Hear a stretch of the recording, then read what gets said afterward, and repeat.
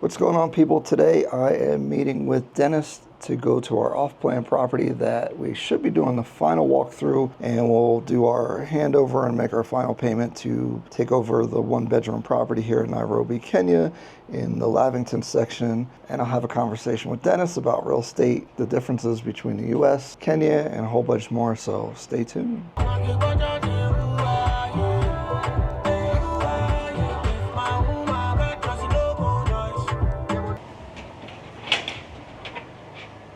This is where we started. We were just selling the architectural plan, the model of plan.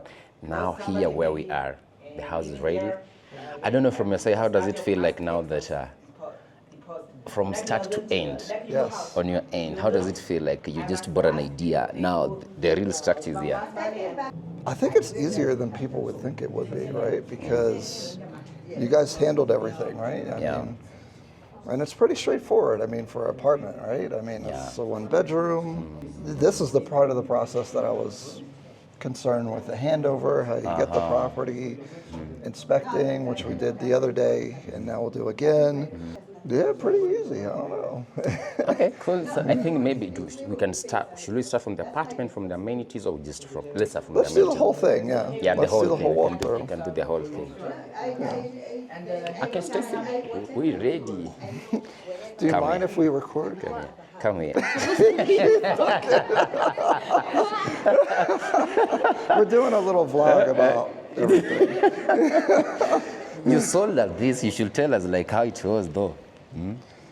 But then it's a nice place. Anyway, for you, Ryan, what made you choose this place, like comparing to other options that you checked? So we looked at, what, like 5 different places? And I thought that the workmanship here was better. Okay.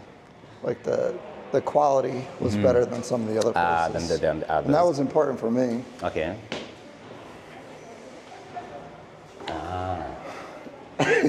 Stacy's shy. Why do you keep running away? She's shy. Actually, now here the things we have the backup generator. Does it is it full house? Yeah, because at my apartment, I lost power all day. So it's a full for the rooms. backup. So it even works. Because I think some of them tell you they have a generator, but it only powers the hallway. Common areas. Yeah. The common areas. But now this one, it's full house. Actually, they're having these things in the meantime so that when people moving in, they don't crash. Yeah. I was going to ask about that.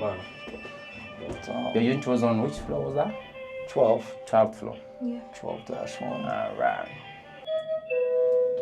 12th floor. Door opening. We here.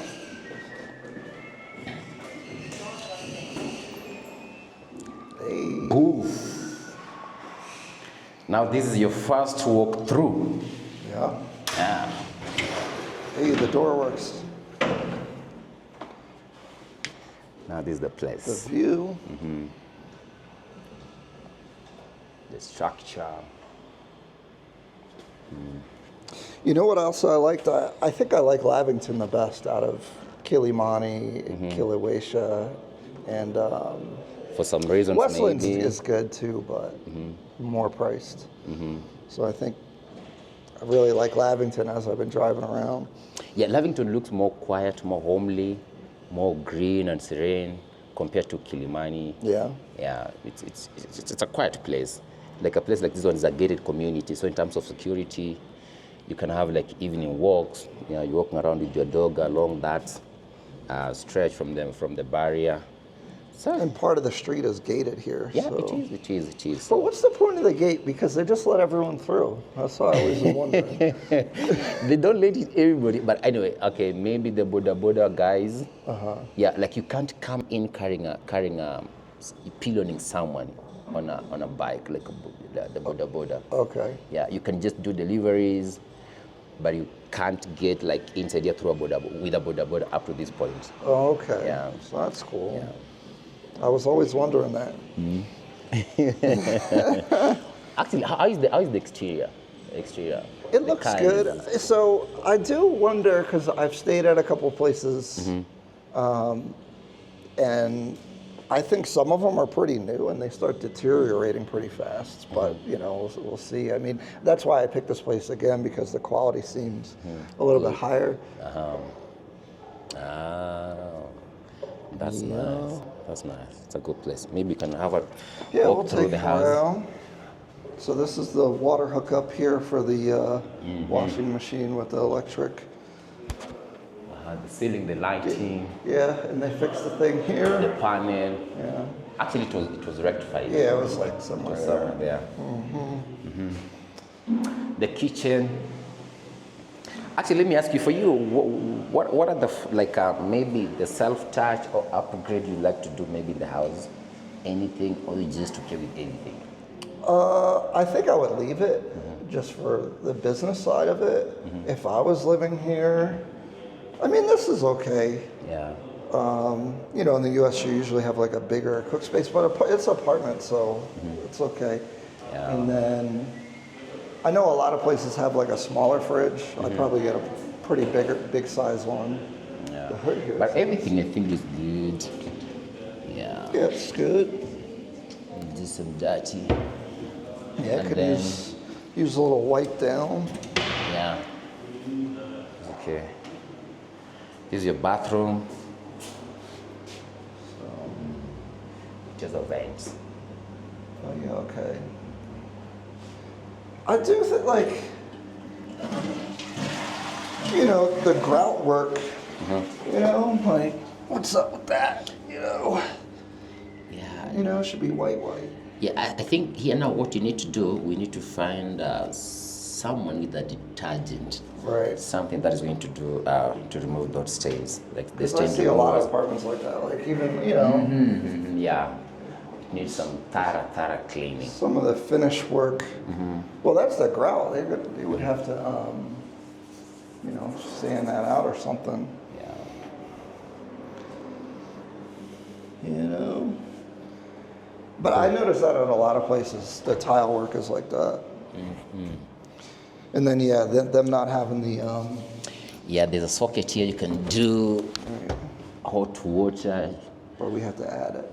I don't know if maybe a dishwasher can fit here, but I think it's a bit tiny. A dishwasher? The space a bit tiny for a Yeah, I dishwasher. don't think it would. Well, but then you'd have to run the water. You have it. But I love the colors. They're so calm. Yeah, I like the tiles they used. I like the yeah, I like the aesthetic of everything. It's pretty good. And the fixtures. Yeah, I always they're like the like fixtures they use. It's good. Yeah, even the door, Oh, the they lock put the smart system. lock on here. Oh, yeah. And then this is your water shower. water heater. Yeah. Yeah, for the shower. Yeah, that's something people from the U.S. wouldn't be used to because we have big water tank that heats everything, and here you have the tankless on different things. But this is more efficient. Actually. Yeah, it is actually. Yeah. It is very, very, very efficient. Because we'll have like a 40-gallon tank somewhere. I think this is the main The switch. shut off. Oh yeah. It's just for that, right? Yeah. Oh, that's another thing. People from the U.S. All the outlets you turn on, On. like they have switches. Our stuff is always on. all Oh, the it's time. always on. Yeah. Oh. There's no switch. It's just For us, on. you have to switch it on and off. You have to go to the main breaker to Oh, turn. the circuit breaker. Yeah. You turn it on, that's it. Yeah. When I first got to last year, I didn't know how to make the hot water work. Because you had to turn it on. You I have was to turn like, it what the on. heck? Yeah. Yeah. But the space is pretty good actually for a one bed. Yeah, super nice. Yeah. I like the little, This the panel. wall panel's nice. So clearly your TV comes this side, Yeah. and then you do a couch over that side. Yeah, no, that can block the balcony side. And there's an outlet there. That's good. The socket there. I really didn't Socket even think here. about the outlets, but yeah. Yeah, actually, there's another socket here. Yeah. Boom, boom. Yeah, good amount. This is a bedroom now. The lighting pretty good. Yeah, really nice lighting in here, and I really like this. The colors actually, even the material. Yeah, it's good material. Yeah. And it's nice that it comes with it, because a lot of places, again in the U.S., you wouldn't get that. You have to buy something. Oh. Yeah. Oh, look, it's got sections. I didn't notice that last time. That's nice. What's it? Okay. Sweet. And they do the little trim up top. That's nice. Adds a little character. Actually, for you now, let me ask, like buying this property, what was like your biggest worry? My biggest worry probably was really being a foreigner, first of all. The payment, like, you know, it's a stereotype, right? It's messed up, but I'm like, are they scamming? What happened? You know, so, but once we got receipt of the payment, I'm easy, good, like, you know, and you guys, everything you said you were going to do, you did. And I was looking online. Some of the people were saying make sure that you're inspecting the property frequently when you're making your payments, because some of the off-plan developers, they take the money and then they can't finish, things like that. That can happen in the U.S. too. This developer has built other developments. They've been successful before. I looked up their track record a little bit. Plus, you guys told me about that, so I felt pretty comfortable about it. But I think that would be a concern, depending. Like, I think the track record of the developer probably is something to look at. And also look at the timeline they gave you. They told you by December to be ready. You see now it's ready. Yeah, it's a good time for any time you're building anything, it almost never gets done right when you think it's going to get done. So I get that part. How about the size? How about the size of the bathroom? Okay, so this is another thing that I picked this place for, is that the sink is inside. In the bathroom. Inside. Yeah. I know some folks will be like, why are we having the sink outside the washroom? Yeah, I don't like that. Some people ask that. I don't like that. Because I have a shave or whatever now. I'm like, you need to finish everything before you get out. Yeah, I don't want to just be in the hallway. Yeah. I do like that a lot. That's important. And these are nice. It's a nice vanity. Where does water come from? Water. Yeah, where do you get the water from these? Like the source, we have two sources of water. We have the borehole water, which acts like a backup, but also we have the city council connection. Oh, so they have both here? Yeah, both connection. So in case there's some shortages from the city council side or rationing, and then that's when now we use the borehole water. It's just a backup. Gotcha. Yeah, but there's no day you'll ever lack water in this building. That's assured. And so the water's part of the service charge, though? Or is there separate? Oh, you have separate. So we have to sign up for water? Electricity. Okay. That's separate, because now they're both prepaid. Oh, yeah, electricity. You have electricity prepaid, and then water, you get billed at the end of the month. Okay. So you pay according to your consumption. So there's a meter somewhere? There's a meter, yeah. Every unit has its own meter. Oh, okay. Yeah, I didn't so it's according to consumption, not like it's like standard or something. Right. Yeah. The service charge caters for like things like security, general cleaning, maintenance of the place, the lift, the workers, the cleaners. Yeah, the swimming pool, the gym. Right. Yeah. So all those. Yeah, it's normal, and that's 5,000, which is very affordable. I think. 5,000 for all those. In the U.S. We would call it HOA or a condo fee. Could be like $800. $800. Yeah, HOA. for something like this. Yeah. $400 to $800. It depends where you are. I mean, it's varies, but I mean, it could be a significant amount. Yeah, that matters. What about like sewer? Where does that go? Sewer? Yes, like the sewer, like wastewater. Or the sewer. So we have a common sewer line. Okay, everything from the house, there's a plant. There was sewer line plant within here, so everything goes there, and then it's channeled now to where it's supposed to go. You don't expect exhausters to come and take out. Yeah. Oh, so it's piped to a central place. To a common piping system which takes it to somewhere. Okay. Yeah. Yeah, like some treatment plan or Yeah, something. treatment plan and stuff. Yeah. Is there a fee on that? Is there a separate bill? No? It's part of the service charge. Part of the service charge. Okay. Yeah. What do you think rent's better? 1, 2, 3 bedrooms? Here. Yeah, just in general. Here now for this one, like a one bed like this one will fetch you 65,000 Kenya shillings on the minimum, unfurnished. Yeah, and then for furnished per month, 130,000 Kenya shillings on the minimum. So you can charge more depending like at the quality of furniture you have. Yeah, and then now per night is 7,000 Kenya shillings for furnished apartments. Yeah, for a one bed. For one bed? Yeah, for a one bed. So for a two beds, slightly higher. What do you think is the most demand for bedrooms? 1, 2, 3? One beds. Mostly, Really? the demand for one bed is higher than for the 2 and 3. A two bed is still high. It's more of like, the demand is same as like the one bed. Because now for the 3 beds, more of like family. 3 and 4 is like family place. But 1 and 2, we have young couples, young professionals, you know, singles. So it's more yeah, activity on the 1 and 2. Yeah. So if you were investing, you'd probably buy a 1 bedroom or a 2. Sorry? If you were investing, you'd buy like a 1 bedroom or a 2 bedroom instead of a 3, you think? Yeah. Instead of a 3, actually you can do either 3 units of 1 beds, or you do a 2 bed and 2 units of a 1 bed. Yeah. These smaller units, they arise. Yeah. Okay. Yeah.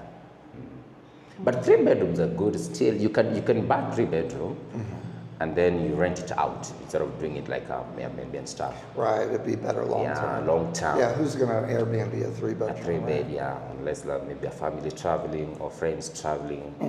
Yeah, for long term 3 bedroom and 4 bedroom, they're good.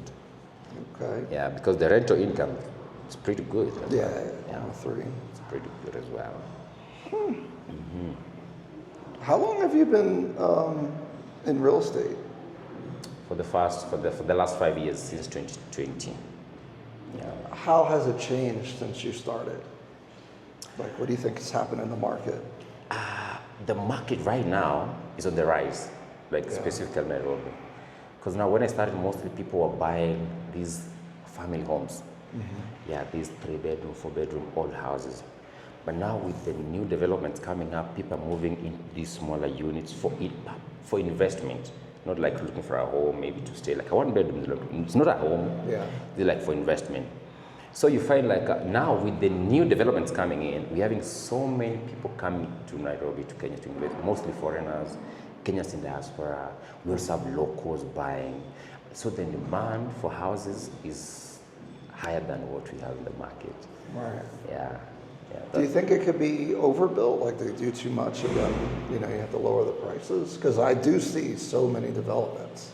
Coming up. Yeah. So you're worried maybe the value of the property will go low or something. Anytime in an economy where like a lot of people are investing, but who are the people using it, right? Like we were talking about before, like who's living there, Oh, so mostly you find most people now move, most people are buying, but the question is who is occupying the place? Right. So the middle class, you find that with their disposable income, they can afford to stay in these kind of houses.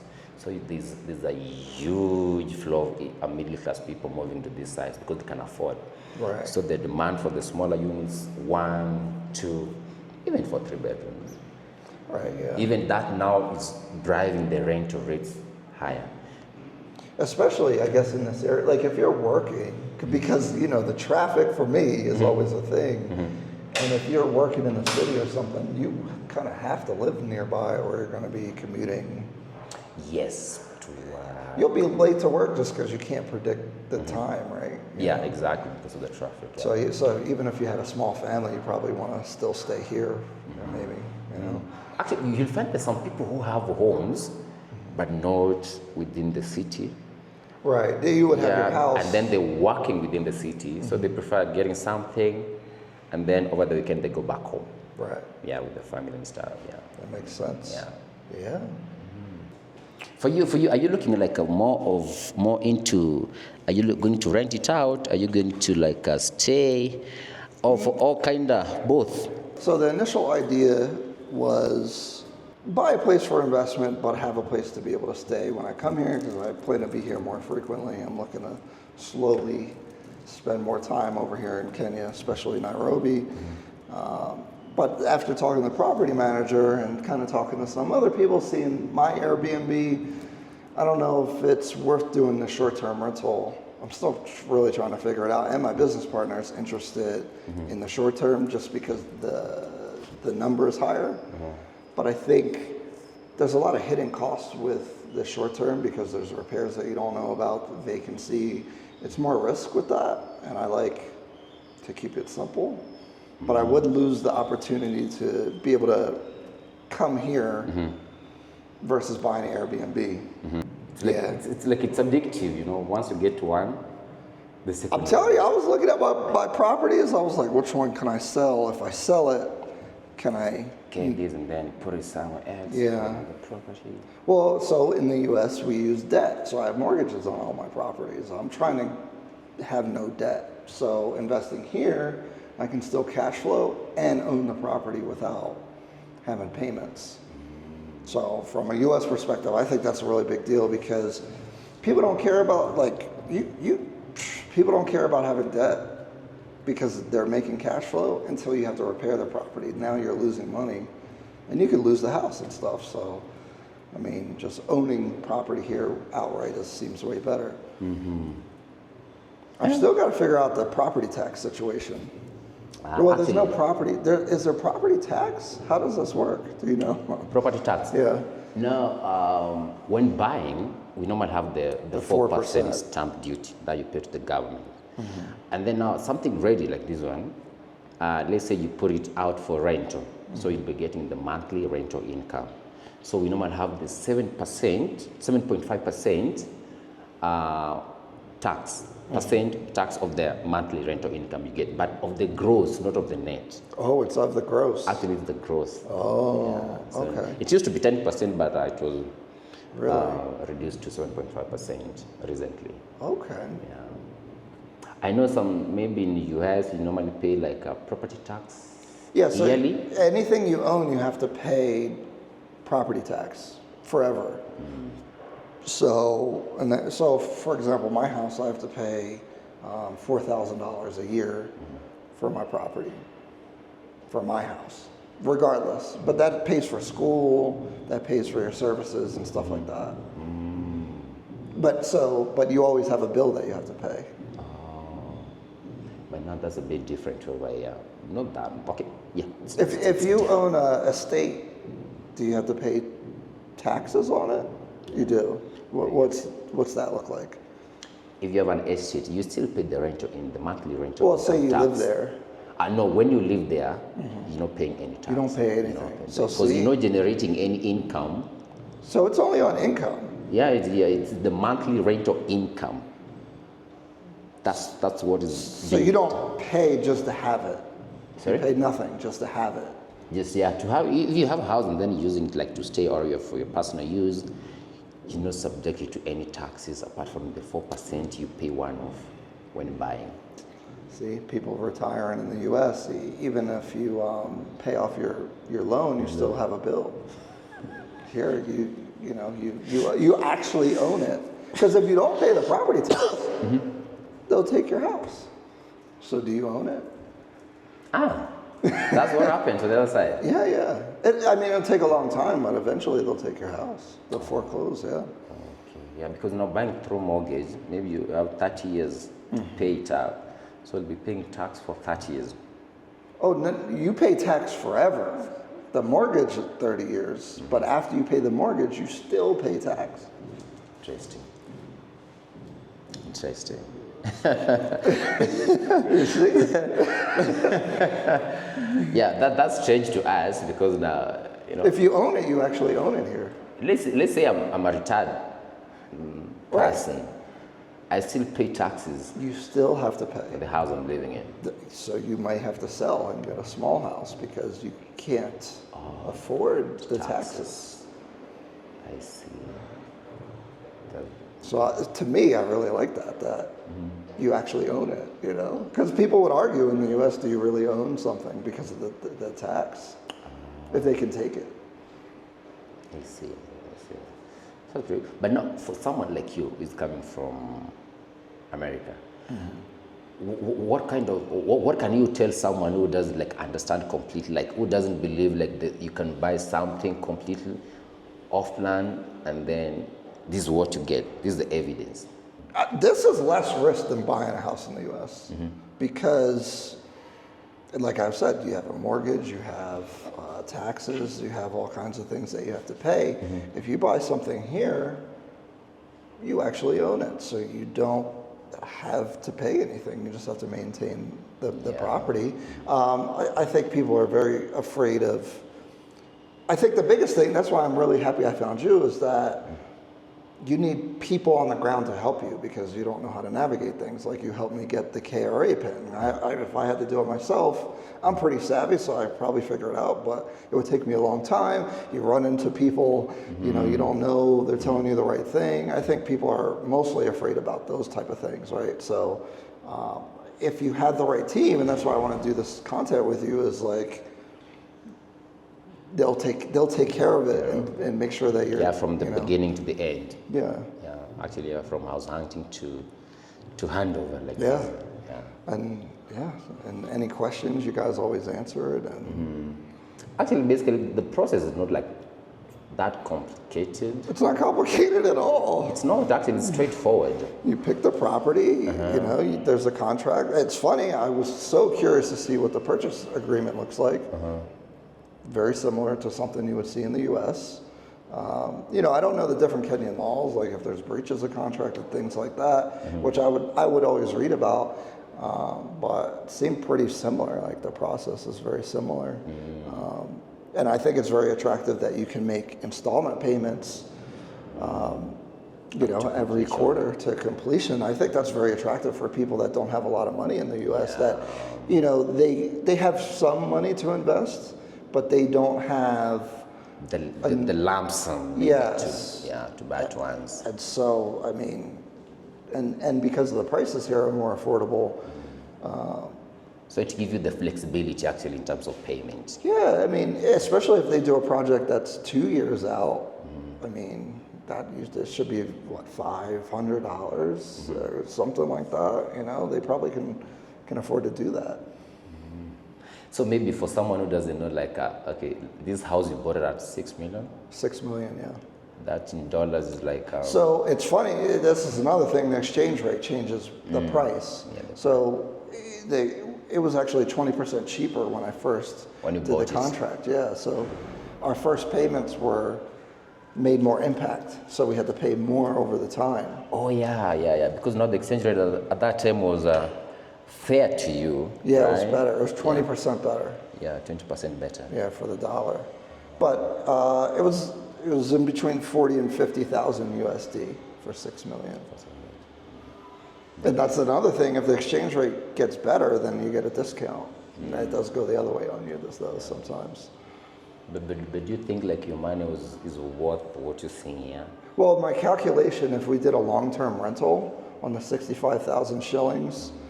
With all the, you know, the management fee and the service charge and all that stuff, it's a little over a 10% return on investment, which I think is really good. Yeah, that's pretty. And it's a safe 10%, right? Because I mean, that's safe. You guaranteed. Yeah. So actually, because now when you do Airbnb furnished apartment, you expect to get more. Yeah, you could get more if you want to take the risk of doing the short term. I'm still deciding if it's worth trying to do or not. I got to talk to my partner a little bit more, but